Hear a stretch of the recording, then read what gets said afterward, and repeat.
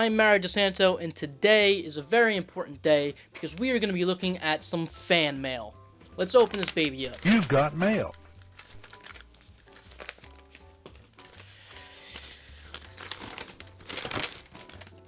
Dear Mario's House Recording Studio, longtime fan, first-time caller here. I'm curious about your opinions on recording your tracks with compression during the tracking process as opposed to doing so during the mixdown. What do you recommend? Regards, Whistling Willie. P.S. Has anyone ever told you that you were dashingly handsome and brilliant? P.S.S. I'm totally not a fictitious person used as a plot element to introduce your video topic. Well, Whistling Willie, that is a fantastic question, and I hope that today's video can answer that question. And I know I'm going to rustle some feathers today with this topic because it is very subjective, but what I tried to do is kind of gather my own experience and everything that I've read on the internet and forums, and just kind of compile the general consensus of the pros and cons of tracking with compression.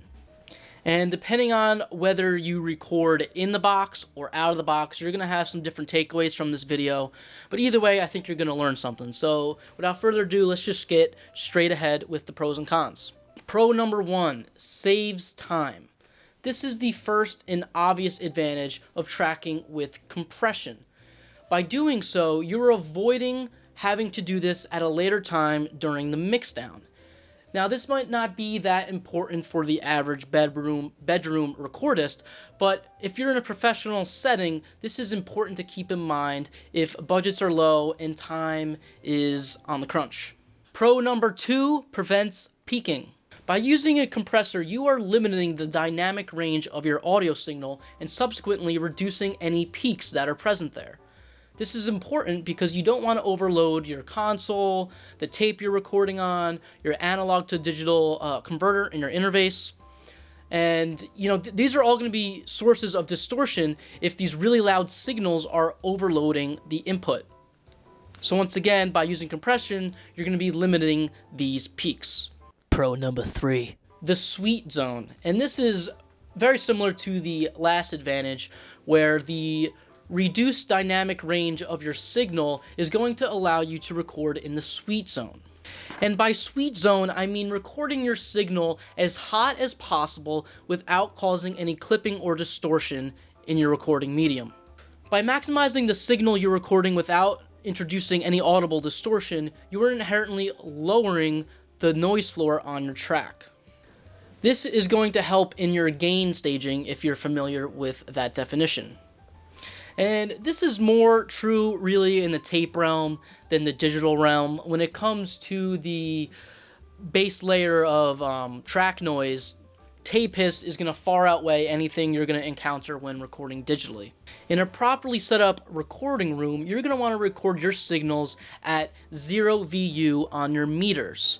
Using a compressor drastically helps you fit the average audio level around this 0 VU meter mark. Pro number 4, reduced equipment. Let's say you are mixing down your song on a 16-track machine. All 16 tracks are taken on the tape, and you want to apply some compression to some of those tracks during the mixdown process. Let's just say, for the sake of argument, you want to apply compression to 8 of those tracks. That means you're going to need 8 compressors to apply compression to those individual tracks. Now, you might not have that many compressors. You might only have 1. And in that case, you're just not going to be able to compress during mixdown. You are going to have to track with compression. That, or you're going to have to bounce tracks onto empty tracks. Once again, this is going to be much different in the tape realm versus the in-the-box digital realm, where you have unlimited tracks and you could do unlimited bouncing without any signal degradation. But regardless, if you have limited equipment, it might make sense to track with compression. Pro number 5, helps monitoring. Monitoring? Monitoring. I think I said it right the first time. If you're in a live band situation and everyone has cans on their ears, it helps a lot of the times to apply compression to some key tracks to help everyone hear what is going on. And this is especially true with your vocalist. Pro number 6, background hiss. When you are recording on analog equipment, you're going to run into situations where you are recording an audible amount of background hiss onto your track. And this can be in the form of tape hiss, it can be in the form of a noisy preamp, noisy console, something along those lines. The point is, you're going to be recording some hiss onto your track. And when you have hiss onto your track and you apply compression in post, you are going to be affecting that bass level hiss with your compression. And that is important because you might inherently raise the volume of your hiss relative to the rest of your track. I think if I draw this out, it'll make a lot more sense of what I'm trying to say. So let's go over to a piece of paper so I can explain this properly. Okay, so let's say that we are looking at the recorded signal on a track. This is the volume on the y-axis, this is time, and let's just say for argument's sake, this is a vocal track. The red line here is the background hiss that will be on the track that was introduced during the, let's just say, preamp stage. Now, let's say we want to apply some compression to this signal to lop off the tops of this signal. That would look something like this. Now, this is an extreme example where the tops are being limited to a certain volume level. This is going to subsequently affect the background hiss that you could hear on the track. And in the sections where the blue signal is being limited, so is the background hiss. Now, this wouldn't be a problem, but let's just say you want to raise the entire overall volume of this track now. That's going to look something like this. I have now shifted both of these signals upwards on the volume axis here. So now this blue signal is much higher and it's going to be easier to hear in the mix, but as a result, the background hiss is also going to be raised.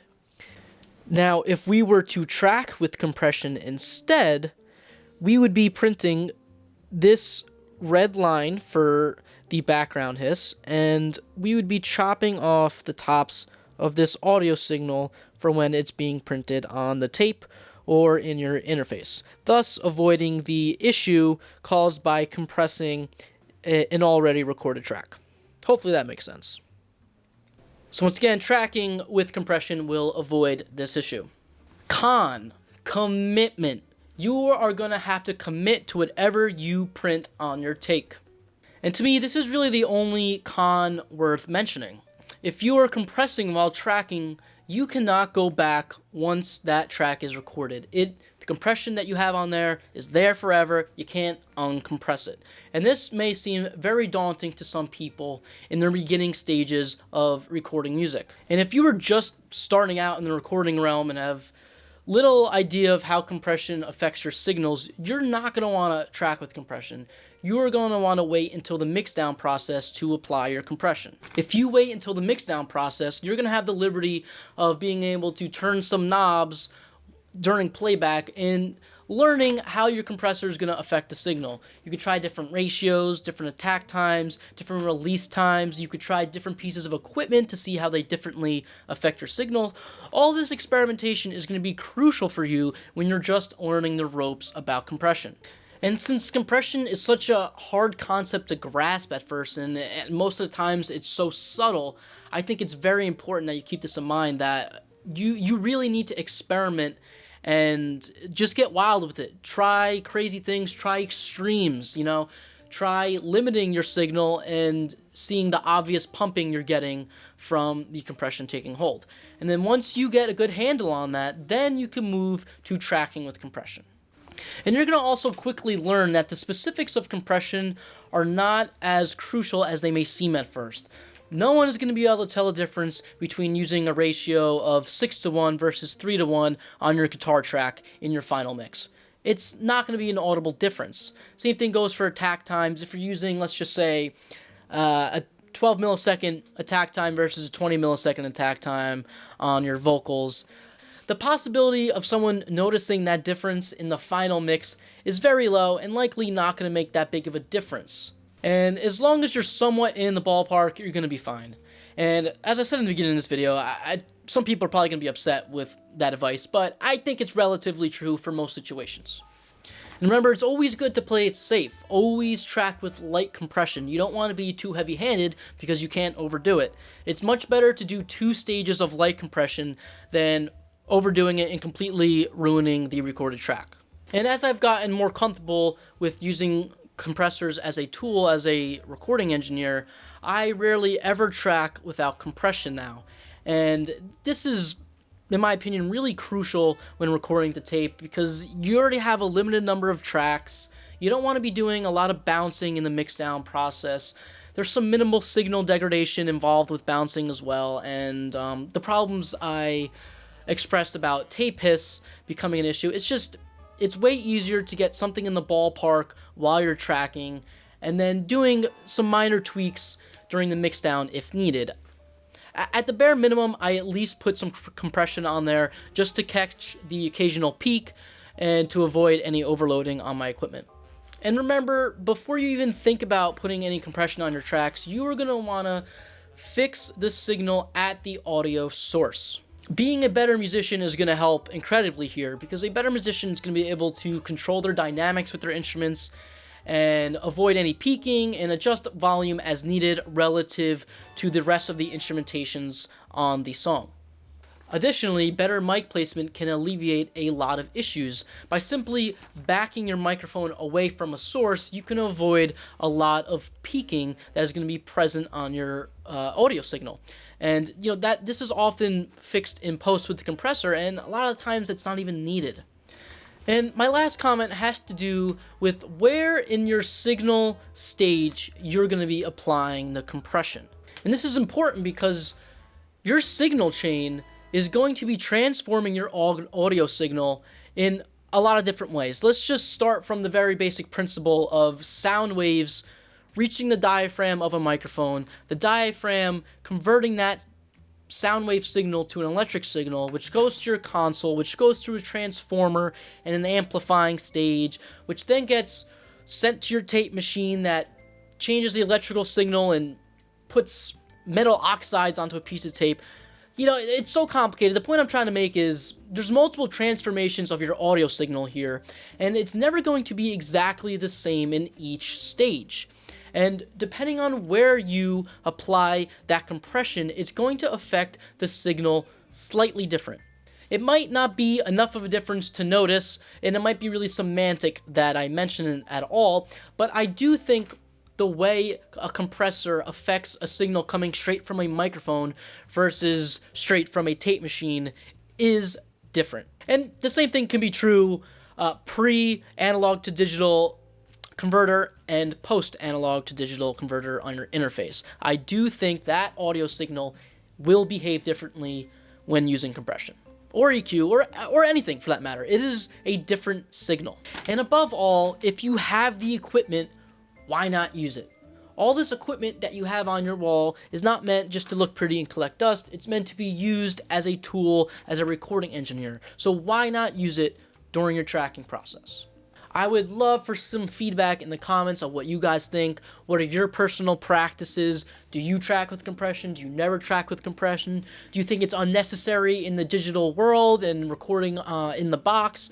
Please let me know what you think. I'm sure there are plenty of pros and cons that I have missed in this video, and I hope that in the comments below we can get a discussion going and hopefully just further the conversation about what people recommend. And I am currently in the works of producing some videos that you folks have asked for specifically.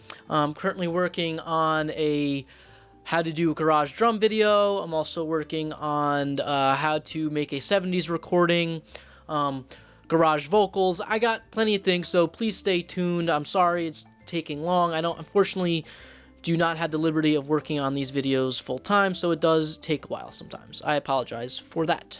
Thank you all for watching. I'm Bruce Nolan, and that is the way the cookie crumbles.